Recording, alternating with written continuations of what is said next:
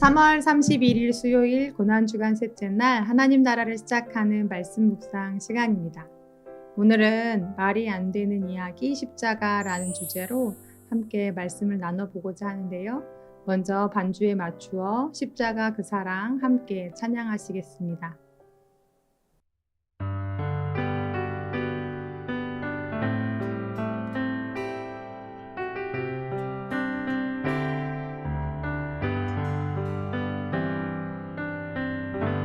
십자가 그 사랑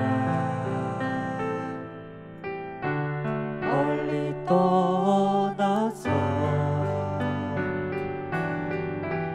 무너진 나의 삶 속에 잊혀진 주네 돌 같은 내 마음 어루만지사 다시 일으켜 세우신 주를 사랑합니다.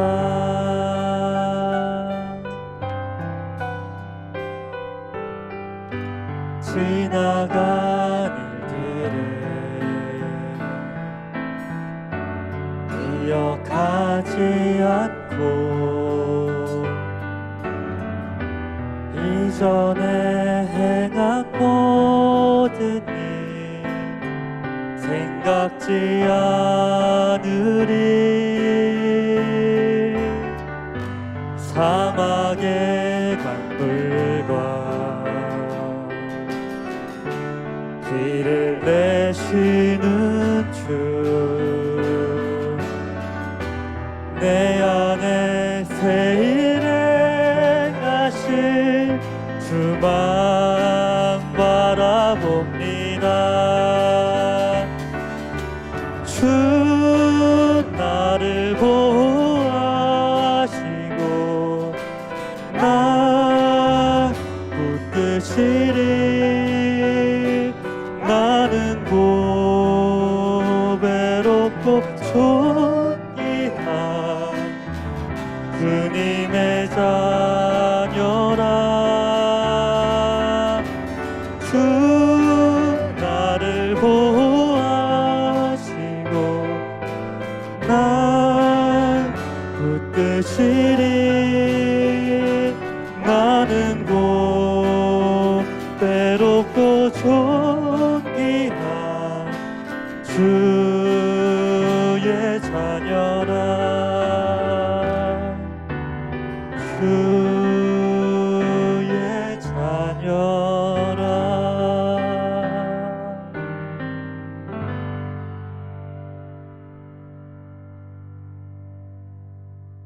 오늘 우리에게 주시는 말씀은 누가복음 13장 6절에서 9절 그리고 18절에서 19절까지의 말씀입니다.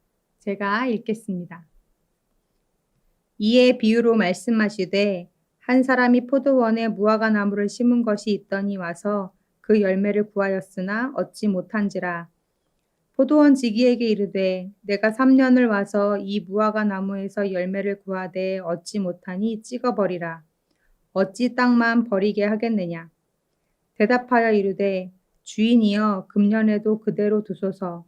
내가 두릅하고 거름을 주리니 이후에 만일 열매가 열면 좋거니와 그렇지 않으면 찍어 버리소서 하였다 하시니라. 그러므로 예수께서 이르시되 하나님의 나라가 무엇과 같을까? 내가 무엇으로 비교할까? 마치 사람이 자기 채소밭에 갖다 심은 겨자씨 한 알 같으니 자라 나무가 되어 공중의 새들이 그 가지에 깃들였느니라. 아멘. 하나시를 통해서 그리고 주일 설교를 통해서 몇 번 말씀을 드린 적이 있는데요. 저희 고향은 경기도 이천입니다. 이천 하면 제일 유명한 것이 있는데요. 바로 쌀이죠. 그래서 중부고속도로를 타고 내려가다가 곤지암 톨게이트를 빠져나가면 이천 시내 쪽으로 가다가 길가에 이렇게 쭉 늘어서 있는 쌀밥집들을 보실 수 있을 텐데요. 죄송한 얘기지만 자라오면서 제가 이해를 못하던 사람들 중에 하나가 그 쌀밥을 돈 주고 사 먹는 사람들이었습니다. 매일같이 엄마가 해주시던 밥이 2천 쌀밥이다 보니까 왜 이걸 돈 주고 사 먹지? 밥에다가 반찬 몇 가지 나오는 건데 왜 이걸 굳이 돈을 주고 사 먹는 걸까? 그런 생각이 들었던 거죠. 그런데 그걸 먹기 위해 일부러 저 서울에서 이천까지 내려와서 그걸 사 드시는 분들이 많더라고요. 그러면서 깨닫게 된 건 내가 사는 문화에서는 그것이 너무나 흔한 것이어서 전혀 귀한 것으로 여겨지지 않는 것이 다른 누군가에게는 그만한 노력과 대가를 지불하고서라도 얻고 싶은 그런 충분한 가치가 있는 것일 수 있겠구나, 그런 생각을 해보게 됐습니다. 이처럼 오늘 누가복음 13장 6절에서 또 19절까지의 말씀을 읽다 보면 이스라엘에서는 이것이 너무나 흔해서 성경에 등장할 때 지극히 평범한 것을 가리키거나 또는 하찮은 것, 아무것도 아닌 것을 가리킬 때 이것을 빗대서 사용하게 되는 두 가지 식물이 나오는데요. 바로 무화과 나무와 겨자 나무입니다.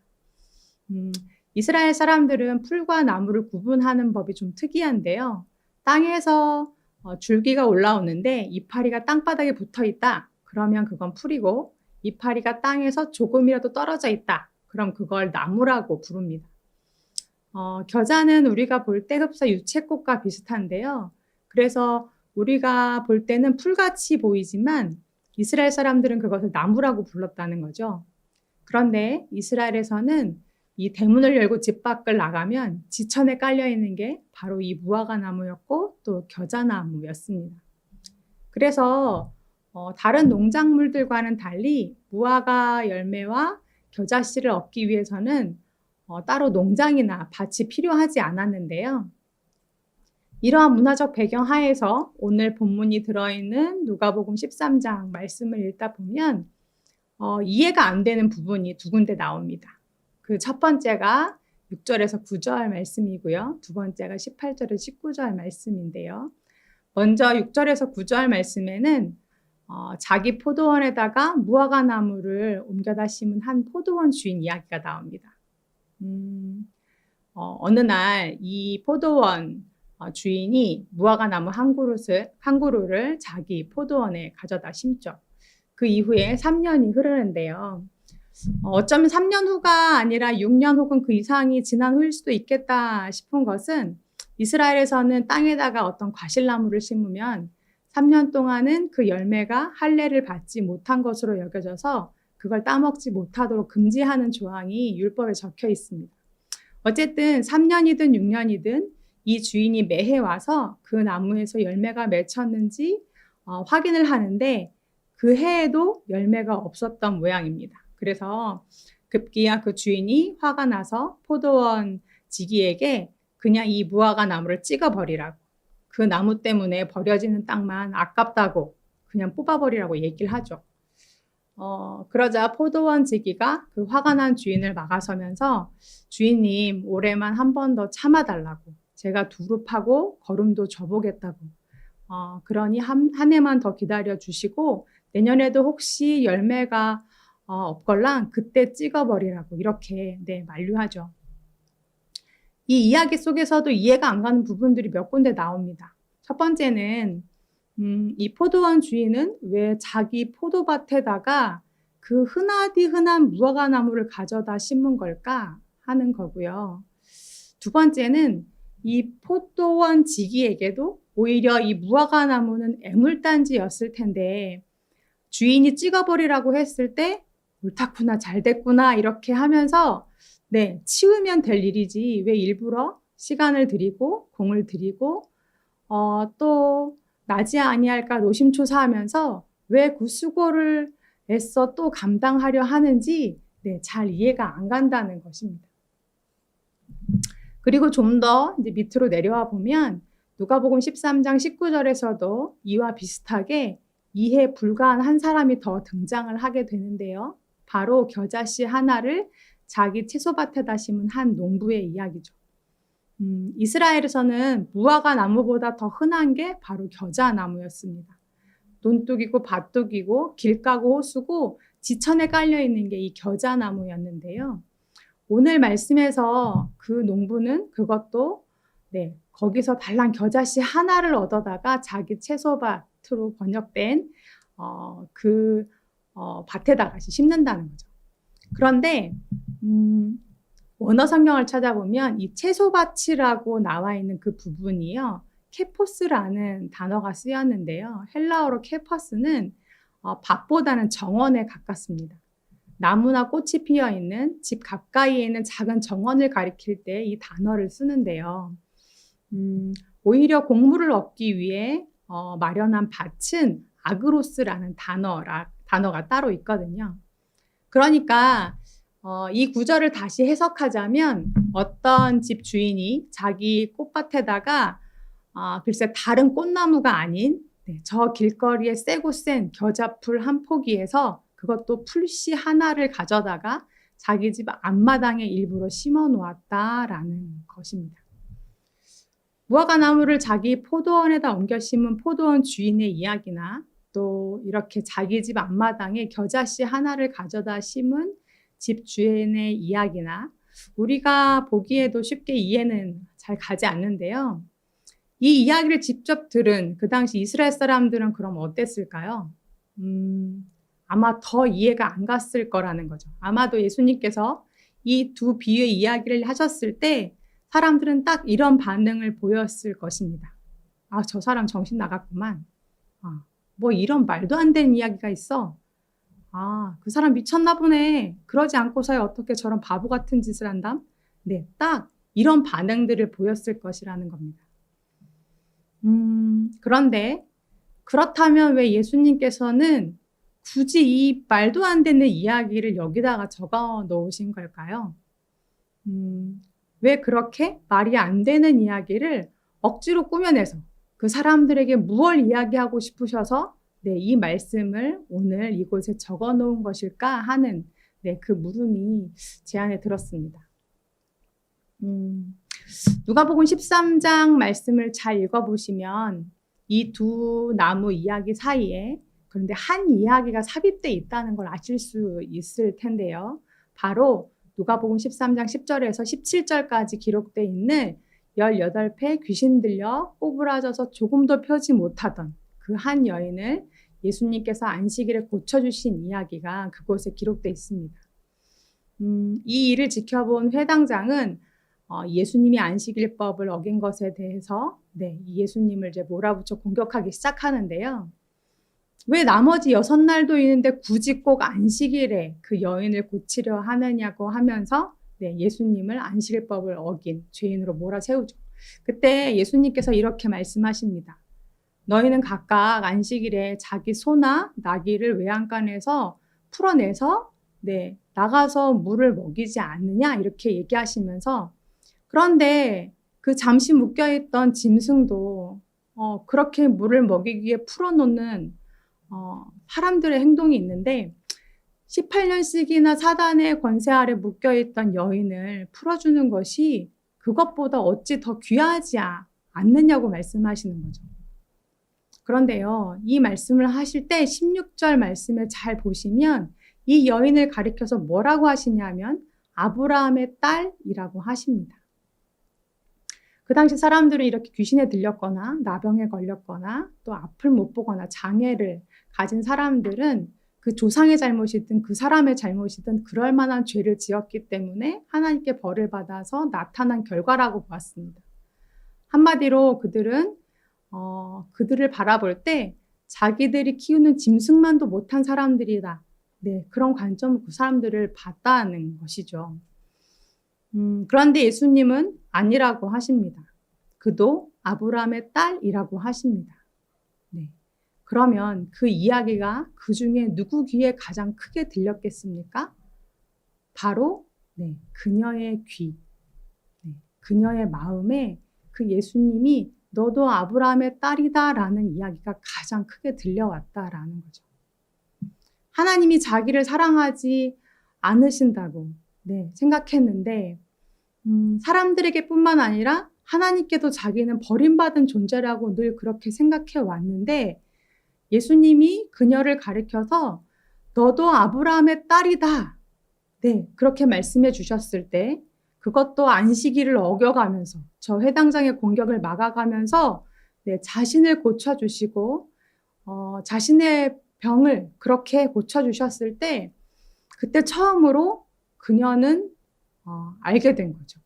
아, 나도 아브라함의 딸이었구나. 하나님께 버림받은 게 아니었구나. 하나님께서 나를 사랑하시지 않는 것이 아니었구나. 그걸 처음으로 그 순간 깨달았다라는 겁니다. 이 이야기에 바로 무화과 나무의 비유와 또 겨자씨 비유를 푸는 열쇠가 숨어 있는데요. 그 포도원 주인이 그 무화과 나무에게 해주고 싶었던 말이 있었다는 겁니다. 그 집 주인이 그 겨자풀한테 꼭 해주고 싶었던 말이 있었다는 거예요. 그게 무엇이냐? 너도 여기 심길 만한 가치가 있어. 그런 자격이 있어. 너도 사랑받을 만한 존재야. 너도 아브라함의 딸이야. 내가 너를 택했단다. 내가 너를 사랑해. 네. 그 행동을 통해서 그 말도 안 되는 그 일을 통해서 하나님이 말씀해주고 깨닫게 해주고 싶으셨던 것이 있다는 거죠. 사랑하는 우리 우신 성도님들, 하나님이 우리에게 나 같은 죄인도 충분히 사랑받을 만한 가치가 있는 존재라는 걸 깨닫게 해주시고자 그 값을 지불해 주십니다. 내가 얼마나 존귀한 존재인지 깨닫게 해주시고자 그럴 만한 가치를 지불해 주시는데요. 네, 바로 나 대신 자기 사랑하는 아들 예수님을 십자가에 못 박으신 사건입니다. 그렇다면 이 대목에서 한 가지 풀리지 않는 말씀이 있죠. 앞선 무화과 나무의 비유에서 주인이 열매가 없다고 그 포도원 지기에게 당장에 찍어버리라고 호통을 치잖아요. 네, 사랑과 국률로 가져다가 심으실 땐 언제고 이제 와서 그 열매 좀 맺지 못했다고 네, 그렇게 차갑게 냉정하게 내치시는 모습이 잘 이해가 안 되죠.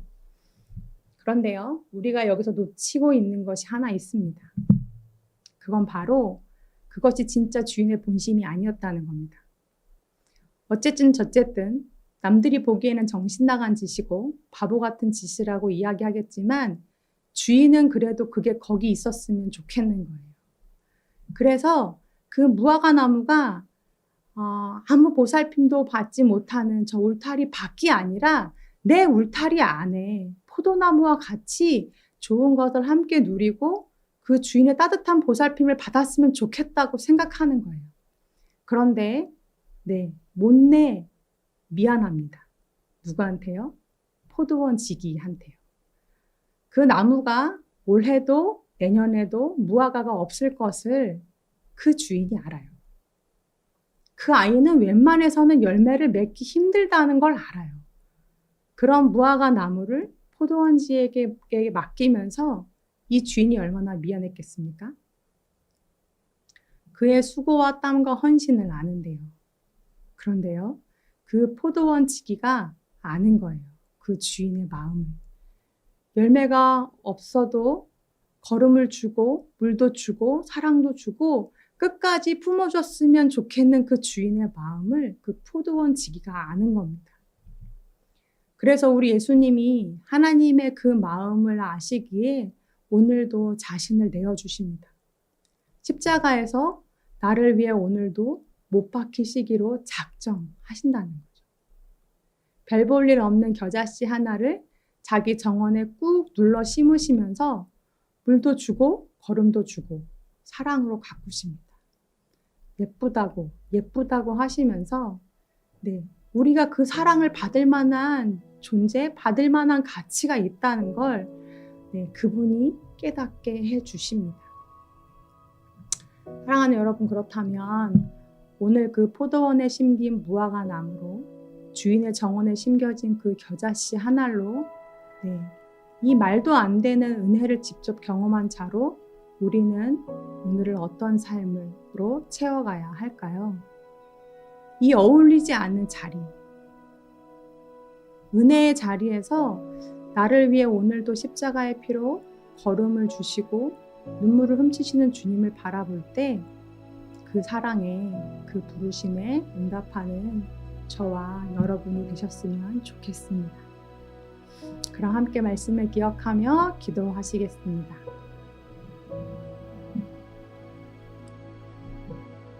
너도 아브라함의 딸이라고 말씀해 오시는 하나님, 나를 저 울타리 밖이 아닌 하나님의 정원에 옮겨다 심어 놓으신 하나님, 그리고 아무 열매 맺지 못하는 돌 무화과 나무 같은 저를 오늘도 정성껏 사랑으로 돌봐주신 하나님, 그 사랑에 저의 마음이 움직이고 그 은혜에 응답하며 살아가는 삶이 되었으면 좋겠습니다. 내게 어울리지 않는 자리, 그 자리를 버티고 서 있으면서 참 불편한 마음으로 오늘도 이 말도 안 되는 하나님의 사랑을 누립니다. 그래서 감사하고 죄송합니다. 주님 사랑합니다. 예수님의 이름으로 기도드립니다. 아멘. 네. 이후로 더 깊이 묵상하시면서는 기도하실 때 나 같은 죄인을 위해서도 그 값을 치르신 하나님이시라면 내 사랑하는 가족, 내 곁의 이웃들, 또 내가 미워하고 어느새 마음속에서 지워버린, 제쳐버린 그 사람을 위해서도 똑같이 말씀하실 텐데요. 이 시간에는 하나님 내게 하나님의 마음을 부어주셔서 주님이 내게 그러셨던 것처럼 사랑하고 용납하고 품어주면서 끝까지 인내하는 우리들이 되게 해달라고, 오늘은 내 주변의 관계들을 돌아보면서 함께 기도하는 시간 가졌으면 좋겠습니다. 그럼 함께 기도하시겠습니다.